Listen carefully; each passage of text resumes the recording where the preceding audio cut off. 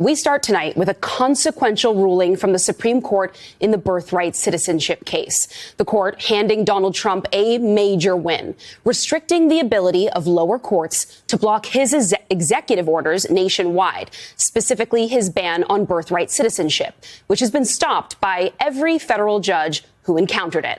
Said more plainly by these outlets, including the Wall Street Journal, this now limits the power of judges to stop Trump.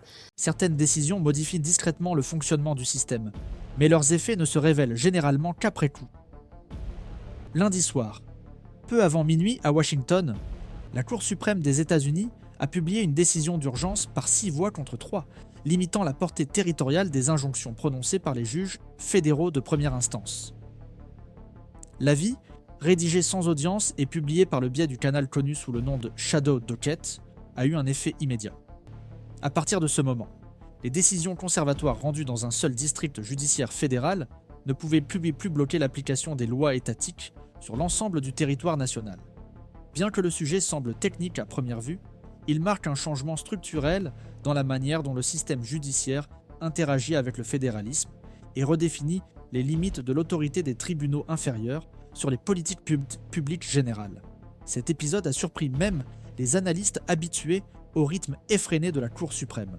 Sans préavis, sans affaires centralisées servant de point d'ancrage au débat public, cette décision a modifié des décennies de pratiques juridiques adoptées par différentes administrations, tant républicaines que démocrates. Depuis le début des années 2000, il est devenu courant que des groupes juridiques, des organisations civiles ou des États opposés aient recours aux tribunaux fédéraux de district pour suspendre des politiques nationales. Ces décisions à large portée, connues sous le nom d'injonctions nationales, ont servi par exemple à bloquer des décrets exécutifs sur l'immigration, à suspendre des règles environnementales ou à empêcher des changements dans les normes de santé publique. Aujourd'hui, ce mécanisme a été considérablement limité. Le vote majoritaire soutient que les juges fédéraux doivent limiter leurs injonctions préventives aux seules parties directement impliquées dans l'action et à la juridiction où l'action est intentée. En coulisses, les procureurs généraux et les avocats liés à des causes fédérales se mobilisent déjà pour réévaluer les stratégies procédurales en cours. Au moins 47 actions en cours, réparties dans 9 circuits fédéraux, impliquent des demandes d'injonction à effet national, toutes potentiellement affectées par cette nouvelle interprétation. Moins de 4 heures après la publication de la décision, les États du Texas, de Floride, d'Arizona et du Tennessee avaient fait mobiliser leurs services juridiques pour réorienter leurs requêtes et présenter à nouveau leurs arguments sur la base du nouveau paradigme. L'impact de cet épisode ne s'est pas limité à ce qui s'est passé dans la salle à ce moment-là. Le ministère de la Justice, selon des sources proches de l'équipe chargée des litiges, a convoqué une conférence interne d'urgence à 7 heures le lendemain matin, afin d'examiner les 23 affaires fédérales en cours impliquant des ordonnances suspendant des politiques étatiques. Le bureau du conseiller juridique de la Maison-Blanche a quant à lui commencé à préparer des mémorandums demandant aux agences fédérales de reprendre, dans certains États, l'application de règles précédemment gelées par des injonctions qui ont désormais perdu leur validité au niveau national. Cette initiative fait l'objet d'un examen minutieux de la part des tribunaux intermédiaires, qui tentent d'interpréter les limites pratiques de cette nouvelle jurisprudence. Il n'y a pas de clarté immédiate, par exemple, sur l'effet rétroactif de la mesure, ou sur la validité des ordonnances rendues avant la décision, mais dont les effets se prolongent dans le temps. Les gouverneurs républicains ont vu dans cette décision une opportunité de reprendre des politiques qui avaient été bloquées par la justice, notamment dans les domaines de la sécurité des frontières, de l'accès aux armes et de la réglementation des contenus sur les réseaux sociaux. Les procureurs démocrates, en particulier dans les États de la côte ouest et du nord-est, ont quant à eux commencé à explorer des alternatives, telles que des litiges coordonnés dans plusieurs juridictions, afin de tenter de préserver une protection élargie, même si elle reste locale. Cette mesure alerte également les organismes qui travaillent dans le domaine des droits civils, de la santé publique et de l'environnement, car elle réduit l'efficacité des mesures préventives dans les situations d'urgence. Concrètement, cela peut signifier par exemple qu'une loi jugée inconstitutionnelle par un juge fédéral en Arizona pourra continuer à être appliquée normalement dans les États voisins, jusqu'à ce que de nouvelles actions soient intentées, jugées et éventuellement confirmées dans chaque territoire. Le raisonnement constitutionnel qui sous-tend ce revirement juridique fera encore l'objet de débats intenses. La majorité des membres de la Cour suprême ont fait valoir que les injonctions à portée nationale n'ont aucun fondement, historique ou textuel, dans l'article 3 de la Constitution, et que le rôle des tribunaux doit se limiter au règlement des litiges entre des parties spécifiques. Les votes dissidents, quant à eux, renvoient aux précédents établis dans des affaires relatives aux droits civils, telles que la mise en œuvre de décisions sur la ségrégation scolaire et l'égalité d'accès aux services publics, où des ordonnances judiciaires à effet global ont été décisives pour garantir une protection efficace. Cette décision ravive donc une tension historique.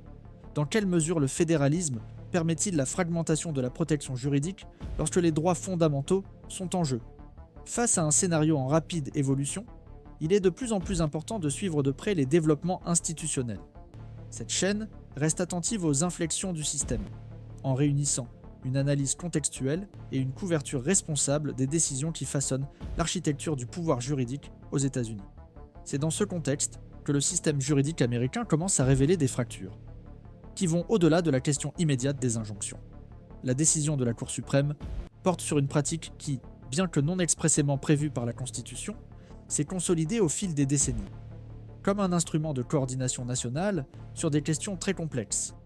L'idée qu'un juge fédéral de première instance puisse suspendre provisoirement l'application d'une norme sur l'ensemble du territoire américain est apparue, dans la pratique, en réponse à la lenteur des décisions collégiales et à l'urgence de certains conflits structurels.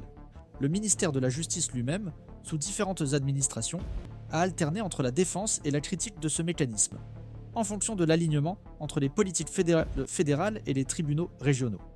Ce qui change aujourd'hui, c'est l'imposition d'une nouvelle limite, celle de la territorialité stricte de la juridiction d'origine. À partir de là, le système commence à fonctionner sous un nouveau type de tension.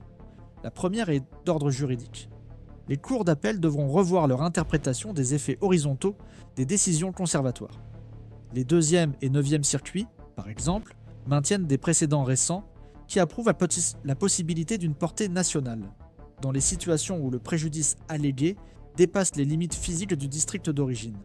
Ces précédents pourraient être révisés ou réinterprétés à la lumière de la nouvelle position de la Cour suprême, mais sans orientation détaillée sur la manière de procéder. Dans le même temps, les tribunaux inférieurs sont confrontés à une pression opérationnelle croissante. Ils doivent statuer plus rapidement, formuler des jugements plus précis et prévoir, dans chaque décision, les limites de son application territoriale, une tâche qui n'est pas toujours insignifiante sur le plan juridique. Cette convergence aide à comprendre les mesures prises par les organismes fédéraux. Dans les heures qui ont suivi la publication de la décision, les services juridiques d'agence, tels que l'EPA, le HHS et le DHS, ont mobilisé leurs centres de conformité réglementaire afin d'évaluer la réactivation éventuelle de normes précédemment suspendues.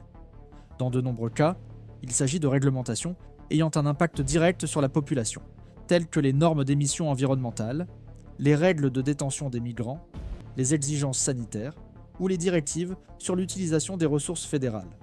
La limitation géographique des injonctions signifie que la même réglementation peut être en vigueur dans un État, suspendue dans un autre, et contestée judiciairement dans un troisième.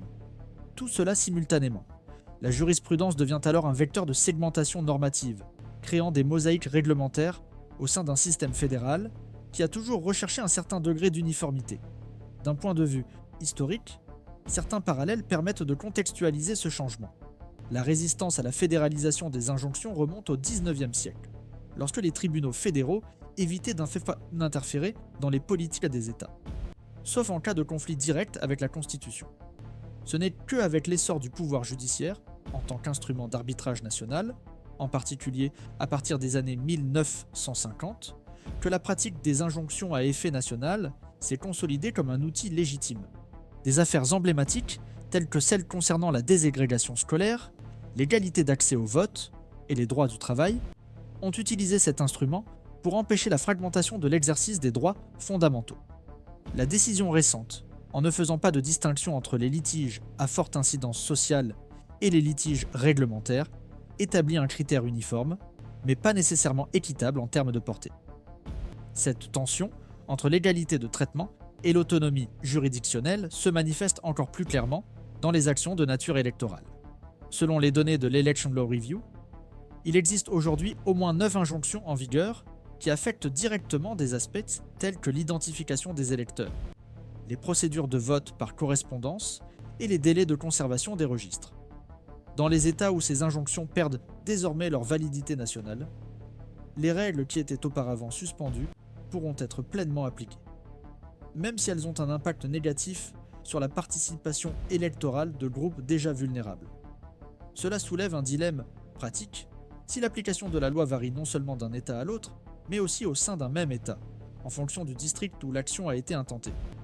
Quel est le degré réel de prévisibilité juridique pour les électeurs, les partis et les autorités électorales?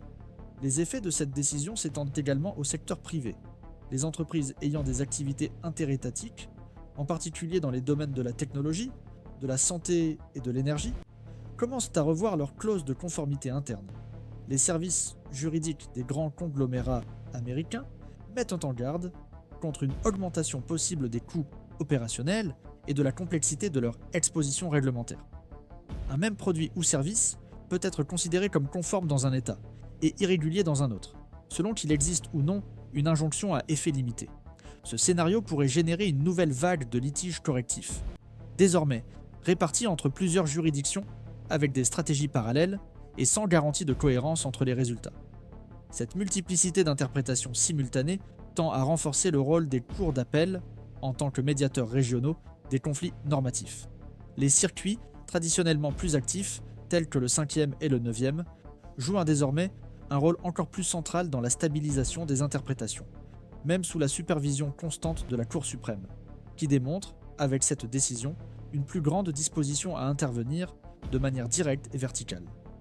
Le risque, soulignent les spécialistes du droit procédural, est celui d'un système qui devient de plus en plus réactif, moins fondé sur des précédents, construit progressivement, et plus sensible aux directives sommaires émanant de la plus haute instance. Dans ce contexte, le contentieux stratégique devra également s'adapter. Les organisations de défense des droits, qui recouraient auparavant à un seul tribunal favorable pour obtenir des effets nationaux, devront reconfigurer leurs actions en intentant des actions simultanées dans plusieurs juridictions. Cela entraînera des coûts plus élevés, une plus grande demande de coordination juridique et une moindre prévisibilité des délais de décision.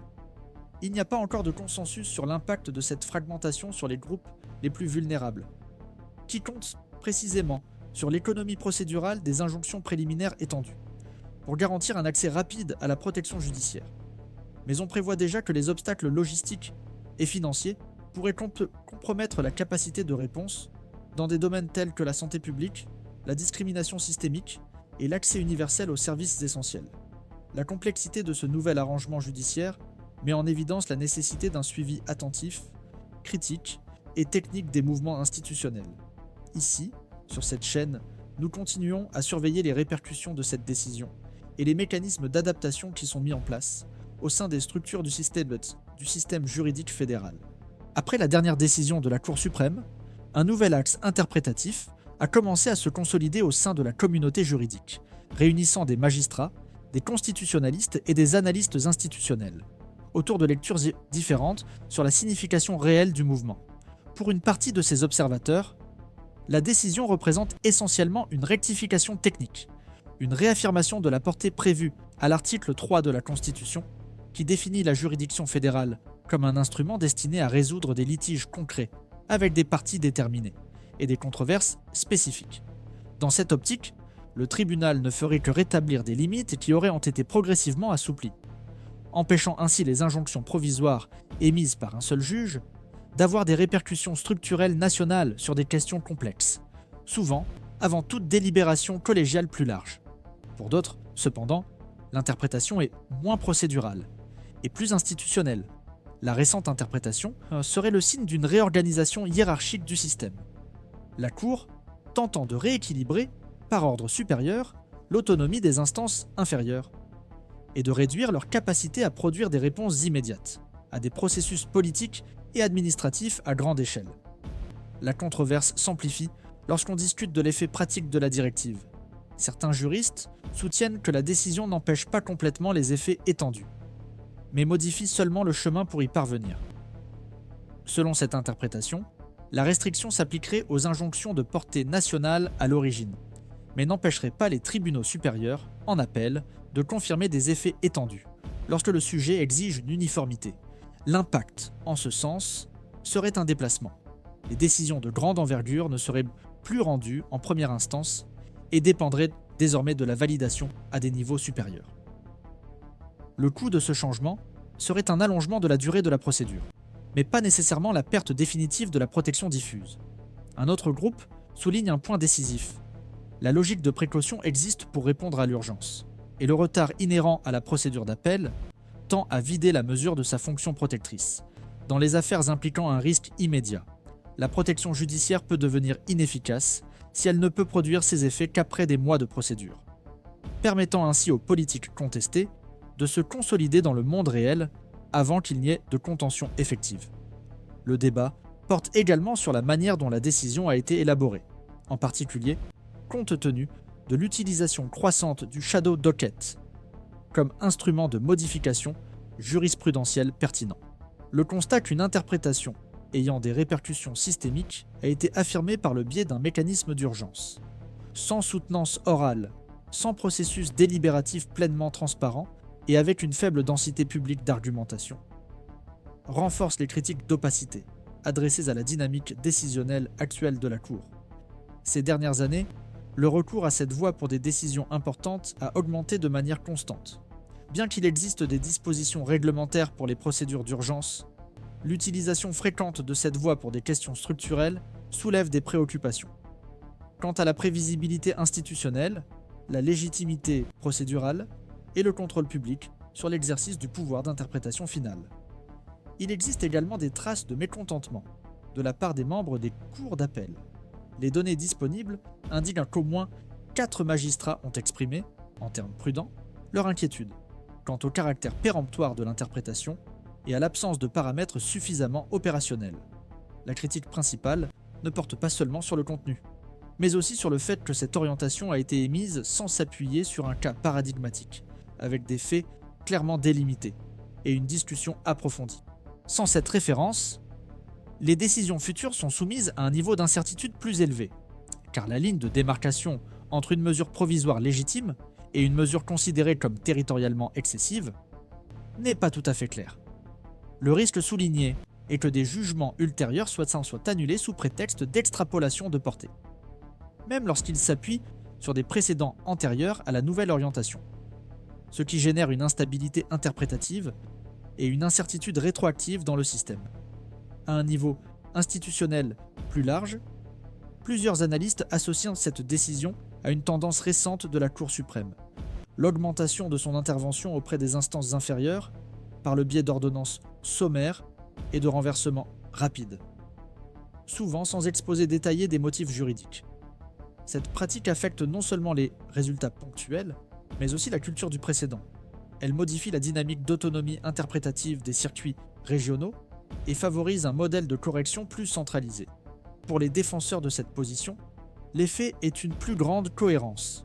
Pour les détracteurs, il s'agit d'une concentration excessive du pouvoir décisionnel, avec une réduction du rôle pédagogique des décisions collégiales inférieures et un affaiblissement du développement pluraliste de la jurisprudence, dans un système fédéral conçu pour coexister avec de multiples niveaux d'interprétation. Le point le plus sensible reste l'impact sur les mécanismes de protection collective.